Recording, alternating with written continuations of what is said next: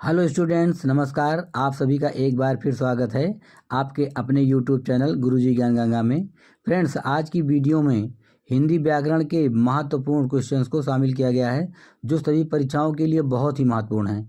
तो प्लीज़ आप सबसे रिक्वेस्ट है कि वीडियो को पूरा अंत तक देखें तथा चैनल पर नए हैं तो प्लीज़ आप सबसे रिक्वेस्ट है कि चैनल को सब्सक्राइब कर दें तथा वीडियो को लाइक कर अपने दोस्तों में शेयर कर दें, जिससे कि हमारी आने वाली अगली वीडियो सबसे पहले आप सबको प्राप्त हो सके। तो आइए शुरुआत करते हैं आज की वीडियो और देखते हैं आज का पहला क्वेश्चन। आज का पहला क्वेश्चन है, एक से अधिक वर्णों के मेल को क्या कहते हैं? एक से अधिक वर्णों के मेल को क्या कहते हैं? ए अक्षर, बी व्यंजन, सी शब्द या फिर डी विसर्ग। इसका राइट आंसर है सी शब्द। एक से अधिक वर्णों के मेल को शब्द कहते हैं। अगला क्वेश्चन है, छोटी से छोटी वह ध्वनि जिसके टुकड़े नहीं हो सकते क्या कहलाते हैं? ए स्वर, बी व्यंजन, सी वर्ण या फिर डी मात्रा। इसका राइट आंसर है सी वर्ण।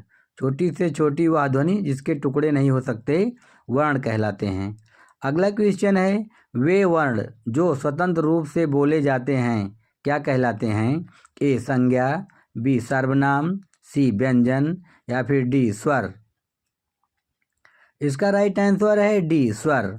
वे वर्ण जो स्वतंत्र रूप से बोले जाते हैं स्वर कहलाते हैं। तो इसका राइट आंसर है डी। अगला क्वेश्चन है, वे वर्ण जो स्वर की सहायता से बोले जाते हैं क्या कहलाते हैं? ए मात्रा, बी स्वर, सी व्यंजन या फिर डी संज्ञा। इसका राइट आंसर है सी व्यंजन। वे वर्ण जो स्वर की सहायता से बोले जाते हैं व्यंजन कहलाते हैं। अगला क्वेश्चन है, वे ध्वनियाँ जो ना तो स्वर हैं ना व्यंजन क्या कहलाते हैं? ए अंतस्थ, बी अयोगवाह, सी ऊष्म या फिर डी आगत। तो इसका राइट आंसर है बी अयोगवाह। वे ध्वनियाँ जो ना तो स्वर हैं ना ही व्यंजन अयोगवाह कहलाते हैं। अगला क्वेश्चन है, हिंदी वर्णमाला में स्पर्श व्यंजनों की संख्या कितनी है? हिंदी वर्णमाला में स्पर्श व्यंजनों की संख्या कितनी है? ए 20, बी 25, सी 30 या फिर डी 35। इसका राइट आंसर है बी 25। हिंदी वर्णमाला में स्पर्श व्यंजनों की संख्या 25 है। अगला क्वेश्चन है, हिंदी वर्णमाला में स्वरों की संख्या कितनी है? हिंदी वर्णमाला में स्वरों की संख्या कितनी है? 10, 11, 12 या फिर 13। इसका राइट आंसर है बी 11। हिंदी वर्णमाला में स्वरों की संख्या 11 है। अगला क्वेश्चन है, ए तथा आय वर्ण का उच्चारण स्थान क्या है? ए तथा आय वर्ण का उच्चारण स्थान क्या है? ए कंठ्य, बी ओष्ठ्य, सी कंठोष्ठ या फिर डी कंठतालु। इसका राइट आंसर है डी कंठतालु। ए तथा आय वर्ण का उच्चारण स्थान कंठतालु है। अगला क्वेश्चन है, ओ तथा औ का उच्चारण स्थान क्या है? ओ तथा औ वर्ण का उच्चारण स्थान क्या है? ए कंठोष्ठ, बी दंतोष्ठ, सी कंठतालु या फिर डी मूर्धन्य। इसका राइट आंसर है ए कंठोष्ठ। ओ तथा औ का उच्चारण स्थान कंठोष्ठ है। अगला क्वेश्चन है, जिन वर्ण के उच्चारण में दीर्घ स्वर से भी अधिक समय लगता है क्या कहलाते हैं? जिन वर्णों के उच्चारण में दीर्घ स्वर से भी अधिक समय लगता है क्या कहलाते हैं? ह्रस्व, दीर्घ, प्लुत या फिर अनुस्वार। इसका राइट आंसर है सी प्लुत। अगला क्वेश्चन है, इनमें से किस व्यंजन का उच्चारण स्थान तालव्य है? निम्न में से किस व्यंजन का उच्चारण स्थान तालव्य है? ए मा, बी ना, सी झा या फिर डी गा। इसका राइट आंसर है सी झा। झा जो है वो तालव्य वर्ण है। अगला क्वेश्चन है, भाषा की सार्थक लघुत्तम इकाई क्या है? भाषा की सार्थक लघुत्तम इकाई क्या है? ए वर्ण, बी व्यंजन, सी शब्द या फिर डी मात्रा। इसका राइट आंसर है सी शब्द। भाषा की सार्थक लघुत्तम इकाई शब्द है। अगला क्वेश्चन है, प्रत्येक शब्द में कौन सा उपसर्ग है? प्रत्येक शब्द में कौन सा उपसर्ग है? ए प्रा, बी प्रति, सी इक या फिर डी एक। तो इसका राइट आंसर है बी प्रति। प्रतिधन एक बराबर प्रत्येक, तो इसमें प्रति जो है वो उपसर्ग है। अगला क्वेश्चन है, नीलांबर शब्द में कौन सा समास है? नीलांबर शब्द में कौन सा समास है? ए तत्पुरुष समास, बी द्वंद्व समास, सी कर्मधारय समास या फिर डी अव्ययी भाव समास। तो इसका राइट आंसर है सी कर्मधारय समास। नीलांबर शब्द में कर्मधारय समास है। अगला क्वेश्चन है, किस समास में दोनों पद मिलकर एक नया अर्थ प्रकट करते हैं? ए द्वंद्व समास, बी द्विगु समास, सी बहुब्रीहि समास या फिर डी कर्मधारय समास। इसका राइट आंसर है सी बहुब्रीहि समास। बहुब्रीहि समास में दोनों पद मिलकर एक नया अर्थ प्रकट करते हैं। अगला क्वेश्चन है, छंद का सर्वप्रथम उल्लेख कहाँ हुआ है? छंद का प्रयोग सर्वप्रथम कहाँ हुआ है? ए ऋग्वेद, बी यजुर्वेद, सी सामवेद या फिर डी उपनिषद। इसका राइट आंसर है ए ऋग्वेद में। छंद का सर्वप्रथम उल्लेख ऋग्वेद से ही मिलता है। अगला क्वेश्चन है, गद्य पद्य का वेद किसे कहा जाता है? गद्य पद्य का वेद किसे कहा जाता है? ए ऋग्वेद, बी सामवेद, सी यजुर्वेद या फिर डी अथर्ववेद। तो इसका राइट आंसर है सी यजुर्वेद। गद्य पद्य का वेद यजुर्वेद को कहा जाता है। तो इसका राइट आंसर है सी। अगला क्वेश्चन है, शोक किस रस का अस्थाई भाव है? शोक किस रस का अस्थाई भाव है? ए शांत रस का, बी करुण रस का, सी हास्य रस का या फिर डी वीर रस का। तो इसका राइट आंसर है बी करुण रस का। शोक जो है वो करुण रस का अस्थाई भाव है। अगला क्वेश्चन है, हिंदी में रसों की संख्या कितनी है? हिंदी में रसों की संख्या कितनी है? ए 10, बी 11, सी 12 या फिर डी 13। तो इसका राइट आंसर है बी 11। हिंदी में रसों की संख्या 11 है। पहले 8 रस माने गए थे, बाद में 3 रस और जोड़े गए हैं, तो कुल रसों की संख्या इस समय 11 है।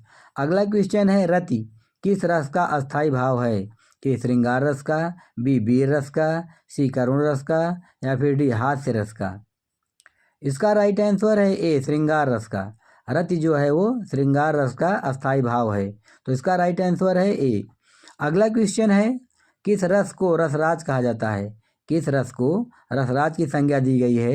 ए वीर रस को, बी श्रृंगार रस को, सी करुण रस को या फिर डी हास्य रस को। इसका राइट आंसर है बी श्रृंगार रस को। श्रृंगार रस को रसों का राजा कहा जाता है, इसीलिए इसे रसराज भी कहा जाता है। अगला क्वेश्चन है, निम्न में से हवा का पर्यायवाची शब्द कौन सा नहीं है? निम्न में से हवा का पर्यायवाची शब्द कौन सा नहीं है? ए सलिल, बी वायु, सी अनिल या फिर डी समीर। तो इसका राइट आंसर है ए सलिल। सलिल जो है वो हवा का पर्यायवाची शब्द नहीं है, बाकी वायु, अनिल और समीर ये हवा के पर्यायवाची शब्द हैं। अगला क्वेश्चन है, निम्न में से शिव का पर्यायवाची शब्द क्या है? निम्न में से शिव का पर्यायवाची शब्द क्या है? ए पिनाकी, बी लंबोदर, सी पिपासु या फिर डी पिनाक। तो इसका राइट आंसर है डी पिनाक। पिनाक जो है वो शिव का पर्यायवाची शब्द है। अगला क्वेश्चन है, शेर का पर्यायवाची शब्द क्या है? ए चीता, बी केसरी, सी सावन या फिर डी नरसिंह। इसका राइट आंसर है बी केसरी। शेर का पर्यायवाची शब्द निम्न में से केसरी है। तो इसका राइट आंसर है बी केसरी। अगला क्वेश्चन है, कानन का पर्यायवाची शब्द क्या है? कानन शब्द का पर्यायवाची शब्द क्या है? ए पुष्प, बी विहिप, सी वन या फिर डी उपवन। तो इसका राइट आंसर है सी वन। कानन शब्द का पर्यायवाची वन होता है। अगला क्वेश्चन है, निम्न में से धरती का पर्यायवाची शब्द क्या है? निम्न में से धरती का पर्यायवाची शब्द क्या है? ए चंचल, बी विपुल, सी सरसी या फिर डी अचला। तो इसका राइट आंसर है डी अचला। अचला जो है वो धरती का पर्यायवाची शब्द है। अगला क्वेश्चन है, निम्न में से कौन गंगा का पर्यायवाची शब्द है? निम्न में से कौन गंगा का पर्यायवाची शब्द है? ए संसार, बी जहन्नुम, सी सुरसरी या फिर डी ब्रह्मा। तो इसका राइट आंसर है बी सुरसरी। गंगा का पर्यायवाची शब्द सुरसरी है। अगला क्वेश्चन है, निम्न में से कौन अमीय का पर्यायवाची शब्द नहीं है? ए अमी, बी सुधा, सी पीयूष या फिर डी रसाल। तो इसका राइट आंसर है डी रसाल। रसाल जो है वो आम का पर्यायवाची शब्द है, बाकी तीनों अमृत या अमी के पर्यायवाची शब्द हैं। अगला क्वेश्चन है, निम्न में से कौन दिनकर का पर्यायवाची शब्द है? निम्न में से कौन दिनकर का पर्यायवाची शब्द है? ए निशाचर, बी प्रभाकर, सी सुधाकर या फिर डी विभाकर। तो इसका राइट आंसर है बी प्रभाकर। प्रभाकर जो है वो दिनकर का पर्यायवाची शब्द है। अगला क्वेश्चन है, निम्न में से अरविंद का पर्यायवाची शब्द क्या है? ए अरब निवासी, बी अरबी, सी भ्रमर या फिर डी कमल। तो इसका राइट आंसर है डी कमल।